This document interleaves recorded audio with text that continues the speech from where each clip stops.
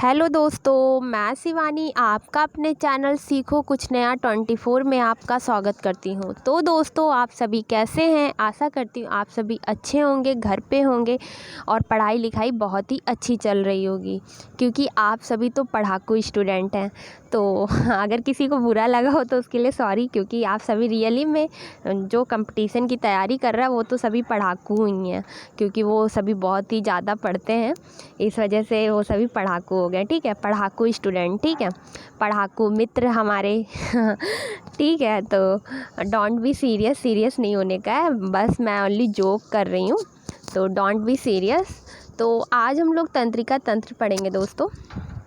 हाँ, सबसे पहले ये, अगर आप हमारे चैनल पर न्यू हैं तो बेल आइकन को प्रेस कर लीजिए, ताकि कोई भी नोटिफिकेशन आए तो आपको सबसे पहले पता चल जाए। ठीक है दोस्तों, तो बिना किसी देरी के आज का सेशन स्टार्ट करेंगे। ठीक है, तो आज हम लोग तंत्रिका तंत्र पढ़ने वाले, जैसा कि आपके सामने लिखा हुआ है, आपको दिख भी रहा होगा, तंत्रिका तंत्र। ठीक है, नर्वस सिस्टम जिसको कि इंग्लिश में बोलते हैं।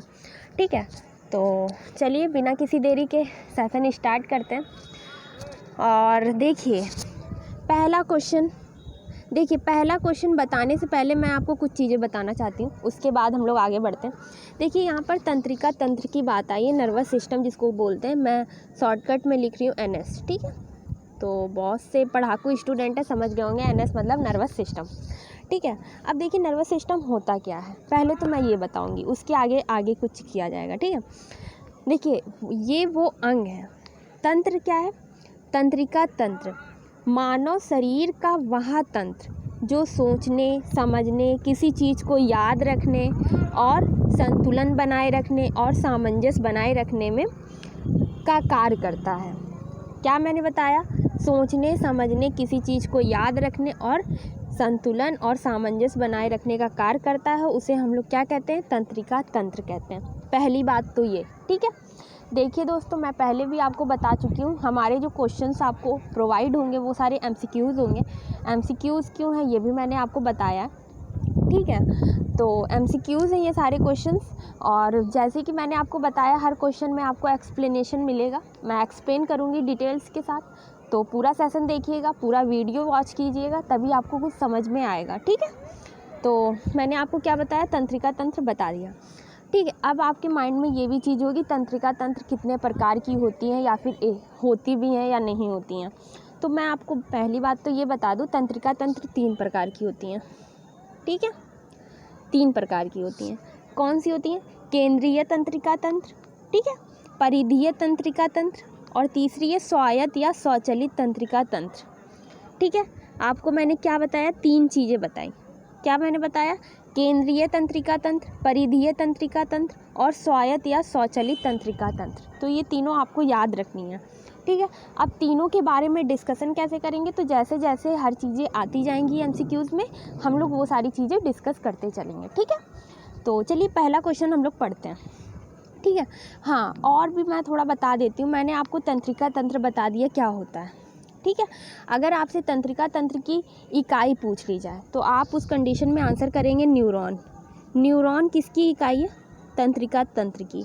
तो नेफ्रॉन किसकी इकाई है? वक्र की।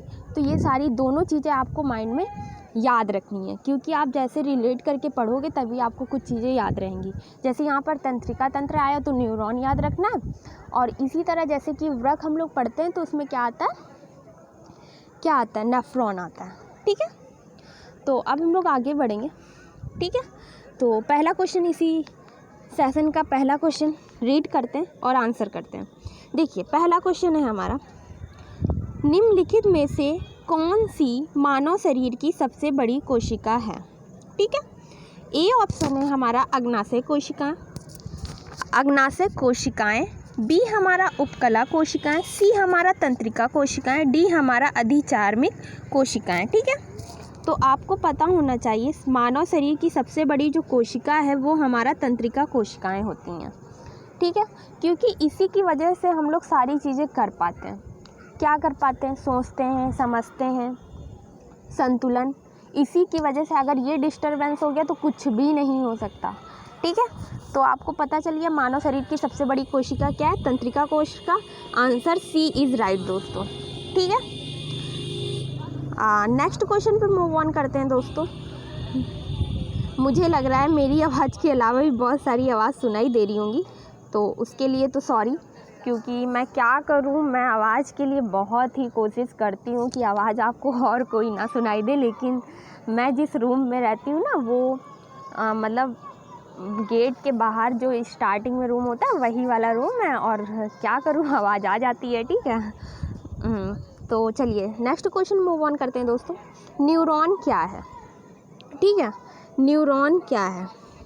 तो देखिए ऑप्शन है हमारा ए ऊर्जा की आधारभूत इकाई, बी हमारा रेडियोधर्मिता के दौरान निर्मुक्त कण, और सी हमारा न्यूट्रॉन के प्रतिकण, और डी हमारा तंत्रिका तंत्र की आधारभूत इकाई। मैंने अभी आपको बताया था न्यूरॉन क्या है, तो तंत्रिका तंत्र की इकाई होती है, ठीक है। तो आंसर डी इज़ राइट, ठीक है दोस्तों। नेक्स्ट क्वेश्चन पे मूव ऑन करते हैं। देखिए जिसमें डिस्कशन होगा, जिसमें डिटेल्स देना होगा, उसमें मैं डिटेल्स प्रोवाइड करूँगी, मतलब मैं आपको समझाऊंगी, ठीक है। अब देखिए थर्ड क्वेश्चन है हमारा, जन्म के बाद मानव के किस ऊतक में कोई कोशिका विभाजन नहीं होता। बहुत ही प्यारा क्वेश्चन है एंड इम्पॉर्टेंट भी है, ठीक है। क्या है, जन्म के बाद मानव के किस ऊतक में कोई कोशिका विभाजन नहीं होता है, ठीक है। ए हमारा है कंकाल, बी हमारा तंत्रिका तंत्र, सी हमारा संयोजी, डी हमारा जनन। तो मैं आपको बता दूं कि जन्म के बाद किस ऊतक में कोई कोशिका विभाजन नहीं होता है, तो तंत्रिका में नहीं होता है, ठीक है। तंत्रिका ऊतक में कोई कोशिका विभाजन नहीं होता है, तो answer B is right. Important question है दोस्तों, तो याद रखिएगा, ठीक है। नेक्स्ट क्वेश्चन पे मूव ऑन करते हैं। देखिए नेक्स्ट क्वेश्चन है हमारा, मनुष्य में मेरुदंड से कितनी जोड़ी तंत्रिकाएं निकलती हैं? मनुष्य में मेरुदंड से कितनी जोड़ी तंत्रिकाएं निकलती हैं? तो ए हमारा है 12, बी हमारा है 13, सी हमारा 31 और डी हमारा 33, ठीक है। तो मैं आपको बता दूं 31 जो है कितनी जोड़ी की बात हुई है मेरुदंड से, तो 31 जो कोशिकाएं हैं वो निकलती हैं, ठीक है। नेक्स्ट क्वेश्चन पे मूव ऑन करते हैं दोस्तों। देखो फैक्चुअल चीज़ें आपको याद रखनी होंगी, ठीक है, उसमें मैं आपको कुछ नहीं कर सकती। ज़्यादा से ज़्यादा मैं जो ट्रिक प्रोवाइड करा रही हूँ जीएस में वो आप लर्न करिए, उसके नोट्स बनाइए और पर डे नहीं तो पर वीक रिवाइज़ करिए, और एग्ज़ाम टाइम तो 4-5 दिन पहले से रिवाइज़ करिए, तो उससे आपको बहुत हेल्प मिलेगी। हेल्प ये मिलेगी कि जैसे आपसे कोई चीज़ सीक्वेंस में पूछी जाती है ना, तो वहाँ आपको काफ़ी ज़्यादा प्रॉफिट हो जाएगा, ठीक है। अब देखिए 5th नंबर क्वेश्चन हमारा स्क्रीन पे आ गया है दोस्तों। तो देखिए 5 नंबर क्वेश्चन कहता है, मस्तिष्क जिम्मेदार है, मतलब मस्तिष्क किसके लिए जिम्मेदार है? ऑप्शन बहुत ही अच्छे हैं, देखते हैं कौन कौन इसका आंसर करता है। तो ए ऑप्शन है हमारा सोचने के लिए, बी हमारा हृदय गति नियंत्रण के लिए, सी हमारा शरीर के संतुलन के लिए, डी हमारा उपयुक्त तीनों के लिए, ठीक है। तो आंसर डी, मैंने आपको बताया था सोचने के लिए, शरीर के संतुलन के लिए, तो मैं आपको ये भी बता दूं हृदय गति नियंत्रण के लिए भी ये जिम्मेदार होता है। कैसे होता है आपके माइंड में ये आया हो, क्योंकि मैंने आपको ये लाइन नहीं बताई थी, तो टेंशन मत लीजिए। अभी 3 तंत्रिका तंत्र मैंने बताया था, केंद्रीय, परिधीय, स्वायत्त, इन तीनों के बारे में डिस्कशन हम लोगों को बहुत अच्छे से करना है, ठीक है। तो ये तीनों को जानेंगे तो ये भी पता चल जाएगा कि हृदय गति नियंत्रण के लिए भी मस्तिष्क जिम्मेदार होता है, ठीक है, हार्ट बीट के लिए भी। तो आंसर डी इज़ राइट। अभी आपको बस इतना याद रखना है, ठीक है। नेक्स्ट क्वेश्चन पे मूव ऑन करते हैं दोस्तों। हमारे बहुत से ऐसे दोस्त हैं जो हमसे पूछते हैं हम बिलोंग कहाँ से करते हैं, तो मैं उन सभी दोस्तों से बताना चाहती हूँ, मैं यूपी एल्को मतलब लखनऊ से बिलोंग करती हूँ। तो कृपा करके हमारे बारे में जो भी बहुत से लोग जानने के लिए उत्सुक रहते हैं, बहुत से लोग जानने के लिए परेशान रहते हैं कि मैं कहाँ से बिलोंग करती हूँ, कहाँ रहती हूँ, तो अगर आप वो सभी वीडियो मेरी देख रहे हैं तो मैं आपको बता दी हूँ मैं लखनऊ से बिलोंग करती हूँ, लखनऊ की रहने वाली हूँ, ठीक है। तो नेक्स्ट क्वेश्चन है हमारा, मनुष्य का मस्तिष्क कितने भागों में विभाजित होता है, ठीक है। अब देखिए ये बहुत ही अच्छा क्वेश्चन है, बहुत से लोग समझ के आंसर इसका कर सकते हैं, ठीक है। थोड़ा क्वेश्चन ऐसा पूछ लिया गया है कि अटपटा टाइप का कि आप सभी लोग कंफ्यूज हो जाएंगे, ठीक है। तो ए हमारा 2 है, बी हमारा 3 है, सी हमारा 4 है, डी हमारा 5 है। तो आंसर बी, क्योंकि मैंने आपको बताया था तंत्रिका तंत्र 3 भागों में बटा हुआ है, तो वही चीज़ यहाँ पर बोला गया कितने भागों में विभाजित है, तो 3 भागों में विभाजित है। ठीक है, मैंने आपको बताया था केंद्रीय, परिधीय और स्वायत्त। ठीक है, ये तीनों आपको याद रखना। नेक्स्ट क्वेश्चन पे मूव ऑन करते हैं दोस्तों। देखिए नेक्स्ट क्वेश्चन है हमारा सेरेब्रम, सेरिब्रम इसको वैसे बोलते हैं। ठीक है, ऐसे लिखा होता है सेरिब्रम, किससे संबंधित है? ठीक है, ए ऑप्शन है हमारा यकृत, बी है हमारा हृदय, सी है हमारा मस्तिष्क और डी है हमारा नाड़ी। ठीक है, तो आपको पता होना चाहिए सेरिब्रम किससे संबंधित है, मस्तिष्क से संबंधित है।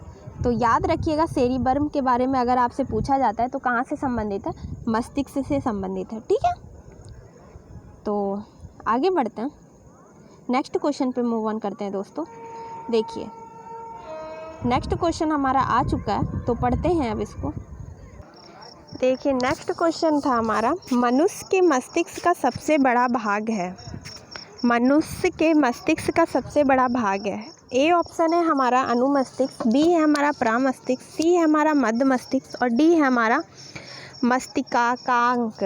जो भी आप समझ लीजिए, पढ़ लीजिए अपने अकॉर्डिंग। ठीक है, तो मैं आपको बता दूं यहाँ पर जो आंसर है हमारा, ये जो प्रामस्तिष्क है ये मानव मस्तिष्क का सबसे बड़ा भाग होता है, तो आंसर बी इज़ राइट। ठीक है, नेक्स्ट क्वेश्चन पे दोस्तों मूव ऑन करते हैं। देखिए नेक्स्ट क्वेश्चन है हमारा, सॉरी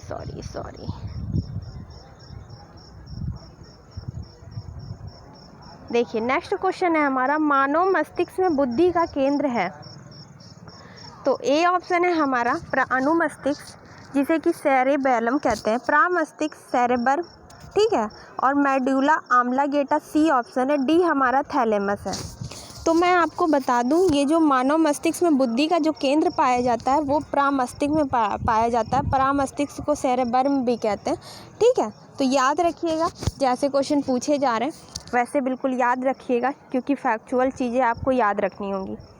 10 नंबर क्वेश्चन और आज के सेशन का लास्ट क्वेश्चन है हमारा, मानव शरीर के किन कोशिकाओं में सबसे कम पुनर्योजन की शक्ति होती है, मतलब पुनः विकसित होने की शक्ति होती है कौन सी कोशिकाओं में मानव शरीर के? तो ए हमारा मस्तिष्क कोशिका, बी हमारा पेशी कोशिका, डी सी हमारा अस्थि कोशिका और डी हमारा यकृत कोशिका। तो मैं आपको बता दूं, जो मस्तिष्क कोशिकाएं होती हैं इनमें सबसे कम, मतलब बहुत ही कम होती है कि ये फिर से बन सकें।